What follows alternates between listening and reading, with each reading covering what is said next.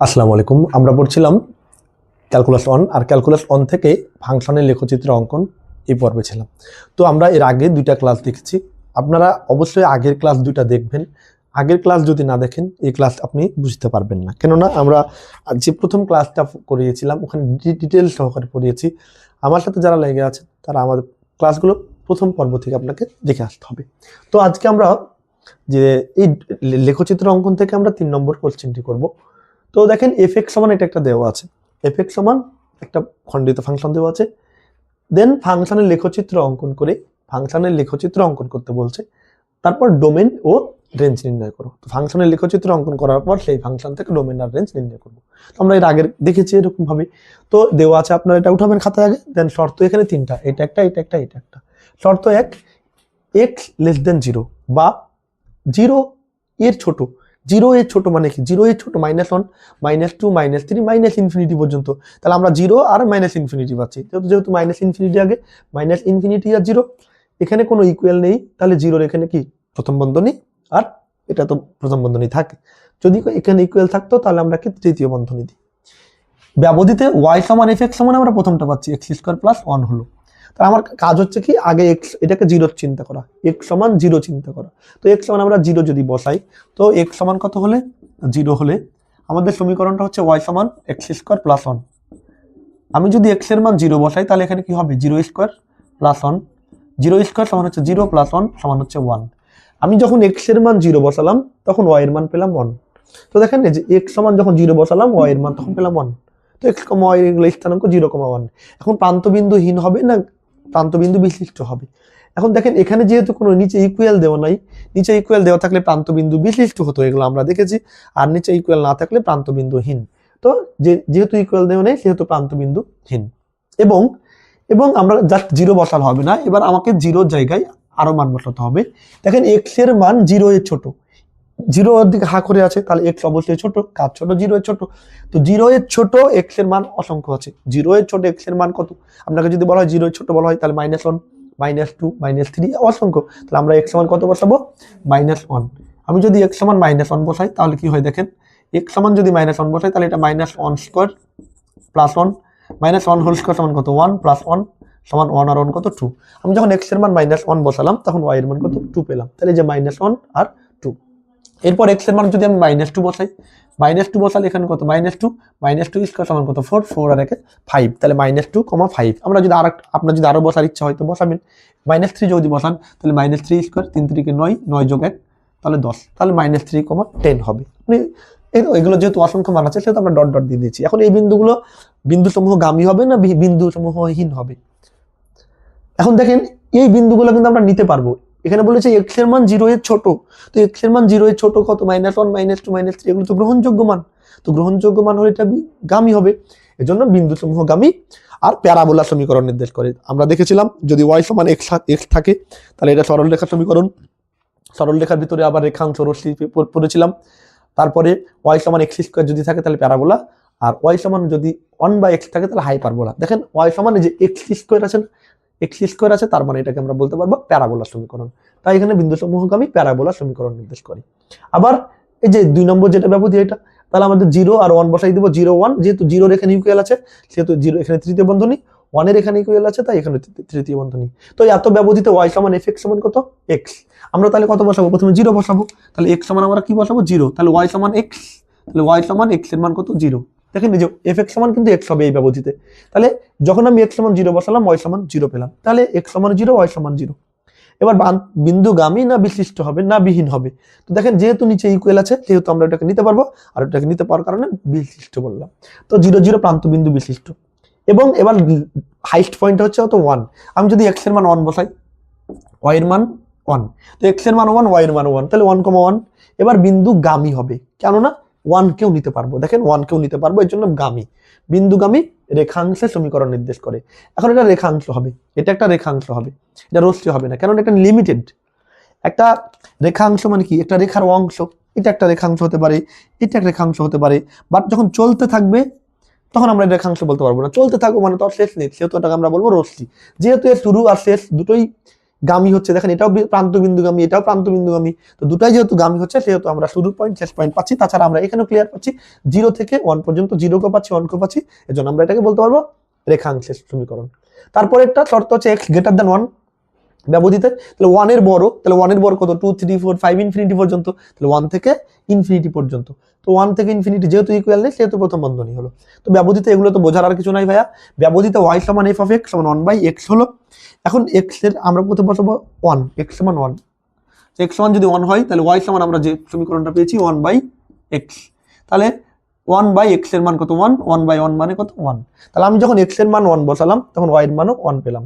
এখন এটা প্রান্তবিন্দুহীন হবে না গামী হবে, দেখেন এখানে ইকুয়াল নেই তাহলে কি হবে, যেহেতু ইকুয়াল নেই সেহেতু হীন, তাহলে প্রান্তবিন্দুহীন। এবং আমরা এবার 1 এর বড় কত 2 3 4, তাহলে আমরা x সমান যদি 2 বসাই তাহলে x এর জায়গায় 2 1/2, তাহলে x এর জায়গায় আমরা 1/2 পেলাম। যদি 3 বসাই তাহলে 1/x মানে 1/3, যদি 4 বসাই 1/4, 5 বসালে 1/5, এভাবে চলতে থাকবে। আর এটা একটা আমরা বলতে পারবো এটা বিন্দু সমূহ গামী হবে, কেননা এই মানগুলো ভ্যালিড, x এর মান 1 এর বড় কত 2 আমরা বসাইছি, 3 বসাইছি, তো এগুলো তো নিতে পারবো, এজন্য বিন্দু সমূহ গামী। আর এটা হাইপারবোলার সমীকরণ নির্দেশ করে, যদি 1/x থাকে আকারে তাহলে আমরা এটা দেখেছিলাম, নোটস লিখে দিয়েছি আপনাদের, হাইপারবোলার সমীকরণ নির্দেশ করবে। এবার এটাকে আমরা লেখচিত্র অঙ্কন করব। এবার যদি আমরা গ্রাফ অঙ্কন করি 1 2 3 4 5 1 2 3 4 5 1 2 3 4 5 1 2 3 4 5, তো প্রথম হচ্ছে আমরা 0 আর 1, 0 আর 1, x এর মান হচ্ছে 0, x এর মান হচ্ছে 0 আর y এর মান হচ্ছে 1, মানে আমরা এই জায়গাতে পাচ্ছি, এই জায়গায় পাচ্ছি। এবার বৃত্তটা ভরাট হবে কি হবে না সেটা দেখবো। এখানে হীন বলেছে ভাইয়া, প্রান্ত বিন্দুহীন, যেহেতু প্রান্ত বিন্দুহীন তাহলে মানে কি এই বৃত্তটা ফাঁকা থাকবে। যদি প্রান্তবিন্দু বিশিষ্ট হতো, প্রান্তবিন্দু গামী হতো তাহলে বৃত্তটা ভরাট করতাম, এবার আমরা এর আগের ক্লাসে অনেকবার পড়েছি। তারপরে -1,2, -1 মানে কি ভাইয়া, -1 এদিকে আর +2 ওপরে, তাহলে 1 2 এই জায়গায় পাচ্ছি। তারপরে -2 5, -2 1 2 আর 5 এটা, তো এই বিন্দুগুলো আমরা নিতে পারবো, বিন্দু সমূহ গামী, এজন্য আমরা এই বৃত্তগুলা ভরাট করতে পারবো।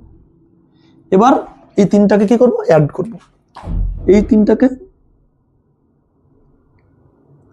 অ্যাড করব, আর এটা কিন্তু চলতে থাকবে, যেহেতু ডট ডট ডট দেওয়া আছে না, তার মানে এদিকে আমরা তীর চিহ্ন দিতে হবে, এদিকে তীর চিহ্ন দিতে হবে। ক্লিয়ার? এই যে এটাকে বৃত্ত ভরাট করতে পারবো না, আবার ভিতরের দিকে আসতে পারবো না, কেননা এখানে আমরা বলে দিয়েছি x এর মানটা 0 কি হয়, ছোট হয়, তো 0 ছোট, যেটা আমরা পেয়েছি এটা পেয়েছি, এটা আমাদের প্রথম শর্ত। তারপর একটা শর্ত বলছে এত এত ব্যবধিতে 0 0 0 0, তার মানে 0 0 কোনটা ভাইয়া, 0, x এর মান 0 y এর মান 0, এইটা আমরা এটাকে বৃত্ত করলাম। এবার দেখবো বৃত্তটা ভরাট হবে কি হবে না। যদি বৃত্ত ভিন্ন হয় তাহলে ভরাট মানে ফাঁকা থাকবে, আর যদি বিশিষ্ট হয় গামী হয় তাহলে বৃত্তটা ভরাট করব।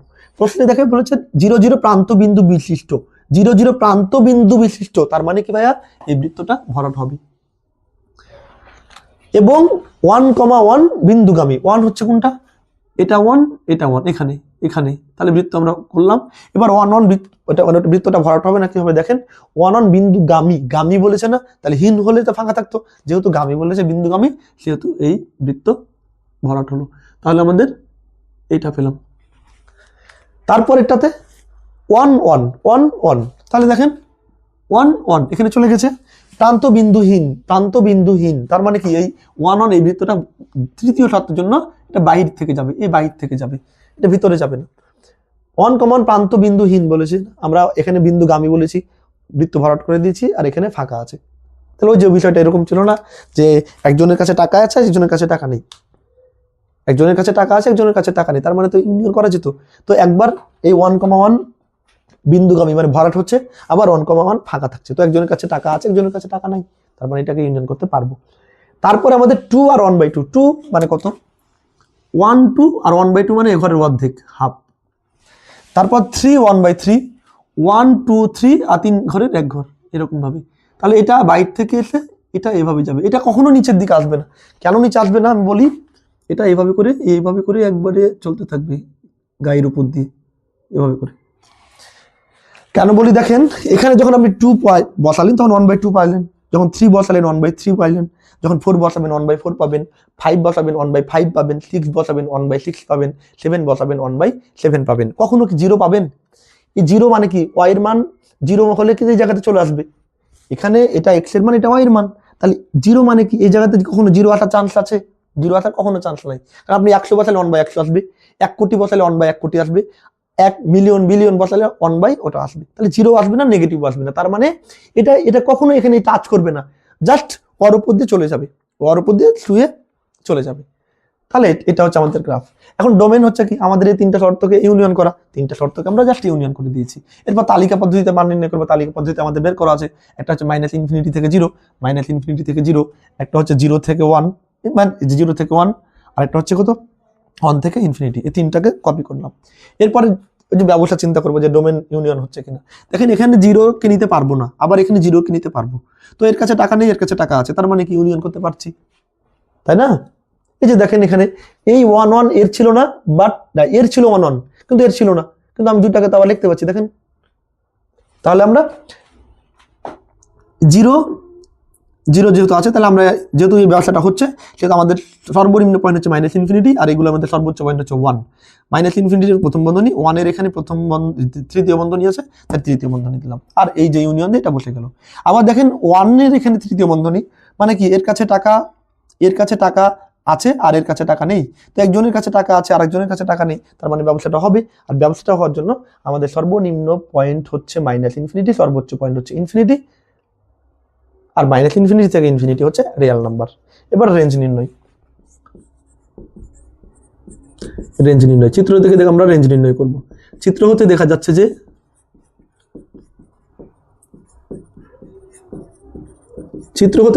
যে y এর সর্বোচ্চ মান, চিত্র দেখেন y সর্বোচ্চ মান ইনফিনিটি এবং সর্বনিম্ন মান 0। অতএব RF সমান 0 আর ইনফিনিটি, যেহেতু আমরা 0 কে নিতে পারবো, ইনফিনিটি। জাস্ট বুঝাই দিচ্ছি। দেখেন y এর সর্বোচ্চ মান কত, y এর সর্বোচ্চ মান কি উপরের দিকে না, উপরের দিকে চলতেই আছে, দেখেন চলতেই আছে, তার মানে শেষ নেই y এর মানের। তাহলে y এর মান সর্বোচ্চ মান কত পর্যন্ত, ইনফিনিটি পর্যন্ত। আর y এর সর্বনিম্ন মান, একেবারে সর্বনিম্ন মান হচ্ছে 0, এই জায়গায় দেখেন, এই জায়গায় 0। কেননা এটা কখনোই নিচের দিকে আসবে না, আমরা বলে দিচ্ছি না যে এটা নিচের দিকে চলবে। আমরা দেখেন যে একটা যখন বিমান চলে, বিমান রাস্তার উপর দিয়ে যায়, তাই না? যখন ল্যান্ড করে তখন এভাবে ছুঁয়ে যায়, তাই না? কখনো কি নিচের দিকে চলে গেছে, মাটির নিচে চলে যায়, বিমান কি নিচে যেতে পারবে?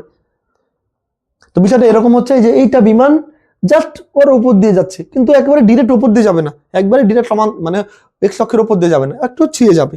x অক্ষের উপর চলে গেলে তো 0 হয়ে যায়, y এর মান 0, তো y এর মান তো 0 হওয়ার চান্স নাই কোনোদিন। সেহেতু আমরা দেখতে পাচ্ছি এখানে সর্বনিম্ন মান একেবারে নামবে এই জায়গায় 0। আর যেহেতু 0-র বৃত্তটা ভরাট আছে, যেহেতু আমরা সর্বনিম্ন মান 0 বসালে মানে ইনফিনিটি সর্বোচ্চ, যেহেতু 0-র বৃত্তটা ভরাট আছে, তাই এখানে কি তৃতীয় বন্ধনী আর ইনফিনিটিতে প্রথম বন্ধনী। যদি 0 এই বৃত্তটা ফাঁকা থাকতো, তাহলে আমরা এখানে প্রথম বন্ধনী ব্যবহার করতাম। তাহলে আশা করি আপনাদের এই যে ফাংশন থেকে লেখচিত্র অঙ্কনের আর কোনো সমস্যা থাকার কথা না। তারপর আমরা আর 2-1টা আপনাদের স্বার্থে করে দেব। আজকে এখান পর্যন্তই, এর পরবর্তীতে অন্য কোনো ম্যাথ নিয়ে আপনাদের সামনে হাজির হবো। সেই পর্যন্ত সবাই সুস্থ থাকুন, ভালো থাকুন, আল্লাহ হাফেজ।